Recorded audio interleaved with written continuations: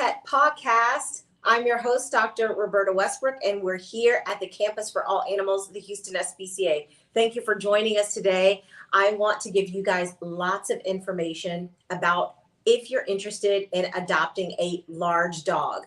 You know, this month we want to encourage people looking for a dog to join their family to consider adopting a larger breed dog, dogs that are over 35 pounds. There's lots of benefits to this, and we want to dispel some of the myths associated with adopting large dogs. So if you have questions about owning a large dog or including a large dog in your life, please come up with those questions and place them in the chat. I'll be happy to help you today.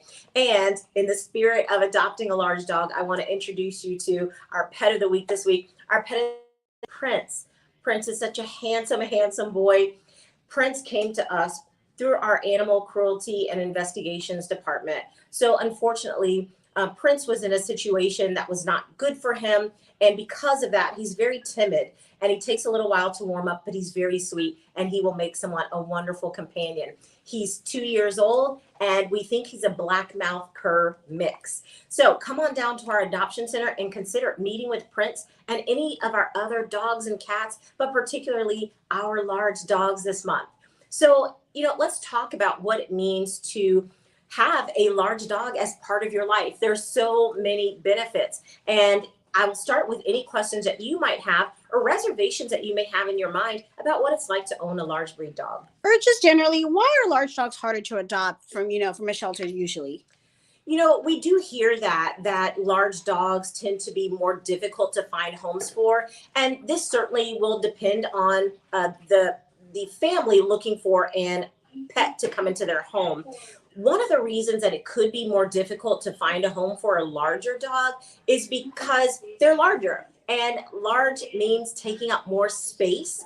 And some families may be choosing a pet based on the amount of space available that they have in their home. So that's a consideration. If you're wanting to adopt a large dog in your home, they may need more space, particularly if they're still going to be active. And so you may want to make plans for taking your large dog on walks, giving them opportunity to go to dog parks, or go hiking or running with you. And that may help to prevent them from being very hyperactive in a small space if you've got one. So space is one thing, but also larger dogs tend to require just a little bit more, such as food. So a larger dog is going to eat much more than maybe a Chihuahua. And that is going to be a concern as it relates to finances. So it's something to plan for. Larger dogs need more medication in terms of size. They need more food in terms of size.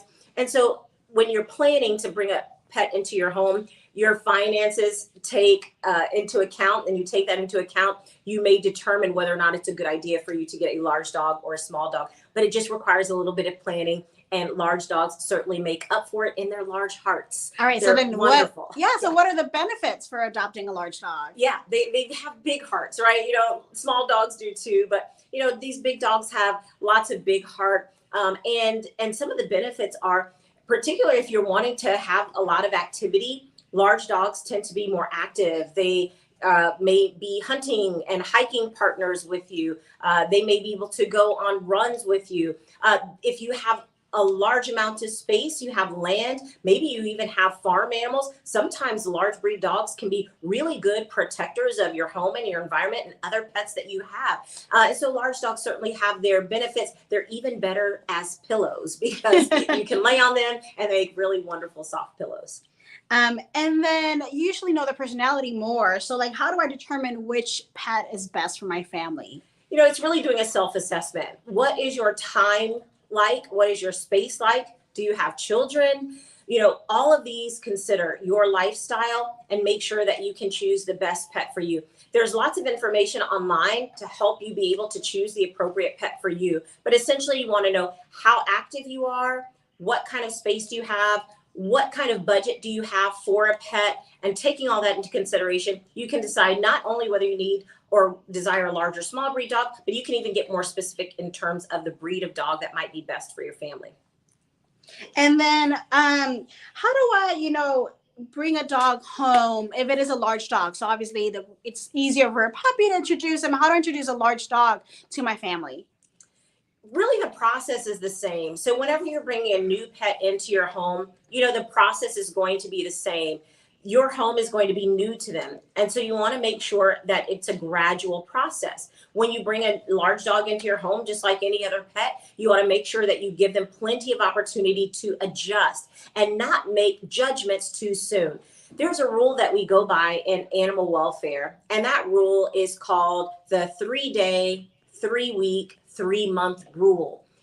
And you may have heard of it. What it means is when you first adopt a dog, it's going to be 3 days before they are really able to settle into their new environment. So for 3 days, they may be anxious. You may not see their true personality. They're going to be more timid. They're sniffing around, trying to figure out where they eat, where they sleep, how many people live in the home.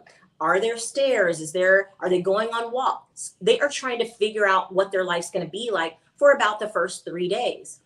In the next 3 weeks, you may notice that they're getting more comfortable, but they're also learning your routine. They're trying to figure out boundaries. Are they allowed on the couch or not?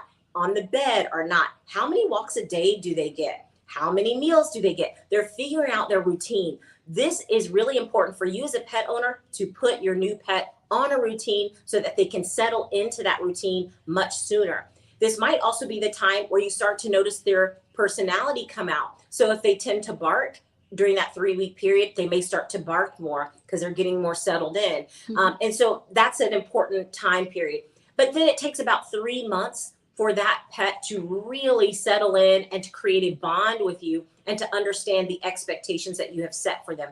So we encourage new pet parents to give their pet a full 3 months to really help them to settle in and determine what they may need from there. And I guess that is a myth that's usually talked about when adopting a puppy versus a large dog. You know, the myth is I can only create a bond with them if I got them as a puppy and I raised them. Oh gosh, that definitely is a myth. Pets create bonds with us, very quickly in many cases. And that's because they know that you, as the new pet parent, have a wonderful heart for them. You felt a connection with them. And oftentimes when you're coming to an adoption center and you're looking for a pet, usually the pet that you choose is the one that you have that unspoken connection with. The one where you walk by their kennel or you walk by their run or their cat condominium, and there's something between the two of you that's unspoken that this is my match. And so it's not true that you can only bond with a puppy. Oftentimes those adult animals will create that bond just as quickly, and there's something in both of your hearts that says we're for each other. And then something else that we usually see is, can we teach an older dog new tricks? Yes, absolutely. You can teach an old dog new tricks all the time. My personal dog I got as a rescue. Someone found her actually abandoned on a balcony. And so I got her when she was around 3 years old. And, pretty much most of her life, she really wasn't into following a lot of rules. That's probably my fault, or doing a lot of tricks. But after several years, I started to teach her the basics like sit and stay and come. And she learned those things later in life. And so it's very possible that you can teach an adult dog 7, 8, 9, 10 new tricks like sit, stay, come, and how to walk appropriately on a leash. It just takes consistency, patience, and time. And then usually most adult dogs are already potty trained, so that is a benefit. But there's a rare few ones that haven't, like you said, haven't been used to that environment before. Can a dog learn how to be potty trained with time? Yes, an adult dog can learn how to be potty trained. That's exactly right. So some adult dogs have already had homes in the past. And so oftentimes they were potty trained in their previous home. But even if they aren't, what it takes is consistency and putting them on a routine. So I've spoken about that several times here on the Pet Podcast, how important it is that your dogs and your cats, for that matter, know your routine. Once they're in a routine, their body will adjust and they'll be able to hold their urine and feces for a particular period of time because they know at a special time of the day, they're going to be able to go out on a walk. So time, consistency, absolutely, you can potty train your adult pet. Another big misconception is, all the adult dogs in the shelter are quote unquote damaged. But we see so many wonderful dogs here. We see lots of wonderful dogs, and not all dogs in the shelter are damaged at all. And we don't even want to use the term damaged. Every pet who comes to us, we don't really know their past. Sometimes we do, and sometimes we know that they've had very trying and difficult pasts. And when we know that information, we're able to give that information to you as the new adoptive pet parent. And so we can help you determine what needs your new pet may have. We also have a wonderful, wonderful recommendation for pet training, and that's using, a pup training course that we can introduce you to. And that means giving your dog some additional training at home so that you understand their needs and you help them to settle into their home a little bit quicker. And we call that Good Pup. And Good Pup is a wonderful training program that we will introduce you to help you get your pet settled in and understand their needs. And then obviously the other myth is that like the adult dogs they're older or that they're sick. Oh gosh, yes. That's not true at all. So certainly just because age does not equal disease. So just because a dog is older or an adult doesn't mean that they have disease. Certainly as dogs get older, they may be more prone to developing disease, but it's just not true that they all have disease just because they're adults or older. We have all of our pets here go through a thorough examination with our veterinarians, and we try to find any pre-existing conditions and let you know. Sometimes we're not able to find those conditions ahead of time, but if we find any of those conditions, we will certainly let you know. We also encourage you to take your new adoptive pet to the veterinarian within about 2 weeks of adoption. We work very closely with VCA, with Veterinary Centers of America, who help us evaluate the pets and the new adoptive pets. So we're grateful to them. And that would be a great place for you to start to have your pet evaluated. But making sure that they have a long, healthy life is certainly our goal. And we're here to help you to make that happen. And of course, important to know, like, puppies are going to grow up to be adult dogs anyway. So if we're going to adopt, we can choose a wider range. Absolutely. So even if you adopt a puppy, it's still a good idea to know that as they become adults, how their needs may change in terms of nutrition. Sometimes changing their food from puppy food to adult food is an important consideration. Adult dogs don't tend to need the same amount of calories that puppies do because they're done growing. So just understanding how their needs change as adults, how their mental stimulation will change as adults, all those things are important. Puppies tend to need a little bit more training, a little bit more observation, and hands-on interaction, whereas adults tend to be fairly self-sufficient. And once you get them into their routine, they usually don't cause you too much trouble. And if we want to adopt an older dog, an adult dog, how do we look at which ones are available? Yes, I would encourage you to go to houstonspca.org and look at all of our available pets for adoption. And you'll be able to see photos of our pets that are available. But really, the most important thing that I encourage you to do is come on down to our adoption center. There's nothing like meeting with these pets in person. It's fun. They get to interact with you. You get to interact with them. You get to go on meet and greet dates where you can take them out to one of our play yards and really interact with them. And I just think it's a fun family outing. And so I would recommend looking at our website to get an idea maybe of which animals might interest you. And then once you come on our campus, our staff is happy to get you a meet and greet so you can spend some one-on-one time with them. Yeah, and those are great because obviously a kennel dog, a dog that's inside a kennel might react differently than when they're completely outside in a yard and playful. Yeah, sometimes we see that. So we see dogs that are in a run or a kennel, and they may not come out of their shell in that space. But once you get them out and take them on a walk and let them run around their yard, you can really see their personality and how they're going to interact with you. So we always encourage pet parents to do that.